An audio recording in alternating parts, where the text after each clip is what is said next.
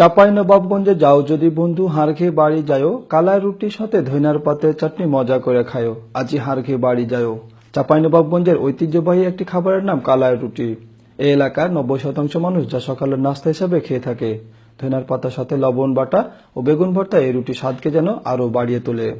Colour রুটি তৈরি করতে মাছ কালাই ও চালের আটার সঙ্গে মেশানো হয় পরিমাণ মতো পানি। ভালোভাবে মেশানোর পর বিশেষ কায়দায় 2 হাতে তৈরি করা হয় এই কালাই রুটি। মাটির তৈরি বিশেষ এক তাওয়াতে তেল ছাড়া ভেজে গরম করে পরিবেশন করা হয়ে থাকে। শুধু বাড়িতে এই রুটি তৈরি হলেও এখন চাহিদা থাকার কারণে জেলার বিভিন্ন খাবারের দোকানেও পাওয়া যাচ্ছে এই রুটি। ঐতিহ্যবাহী বাহিনী এই কারণে আমাদের চাঁপাইনবাবগঞ্জে এলাকাতে আপনার কালাই রুটিটাই প্রধান খাদ্য, সকালবেলার নাস্তা আর কি।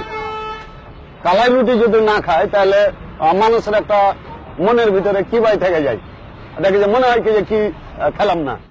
চাঁপাইনবাবগঞ্জবাসীর কাছে এই রুটি যেমন জনপ্রিয়, তেমনি এই জেলার বাইরের মানুষের কাছেও সমান জনপ্রিয় হয়ে উঠেছে এই রুটি। এই ব্যাপারে ফরিদপুর থেকে চাঁপাইনবাবগঞ্জে কালাই রুটি খেতে আসা দুইজন বলেন, কলেজ ফ্রেন্ডের কাছে শুনেছি যে ফেমাস অনেক কালার রুটিটা, তার সাথে ধনিয়া পাতা চাটনি। তো এখন মনে হয়েছে যে এটা যেহেতু ফেমাস একটা জিনিস খাদ্যটা, তো খাইতে মন চাইছে। তো হঠাৎ করে এর আগে ভাইয়া বাসায় নিয়ে গেছে, ঠান্ডা অবস্থায় ছিল, তখন আমি ততটা স্বাদ পাইনি, বাট আজকে যেরকম ভাবে খাইছি অনেকটা এনজয় করছি, এতে অনেক ভালো লাগছে। কালার রুটি আমার কাছে মনে হয়েছে এটা মানসম্মত এবং চাঁপাইনবাবগঞ্জের বিখ্যাত রুটি, এটাও জানছি, এবং এটা স্বাস্থ্যসম্মত। খাবার বিষয়ে তো অতুলনীয়, এটা বলার আর কোনো কি দিয়ে বোঝাবো, ভাষা খুঁজে পাবো না, এত টেস্টি লাগছে। নতুন একটা স্বাদ, নতুন একটা ভালো লাগছে সব মিলে।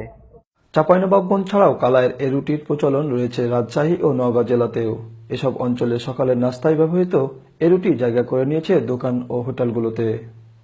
আর এভাবেই কালাইয়ের রুটির ঐতিহ্য টিকে আছে বছরের পর বছর।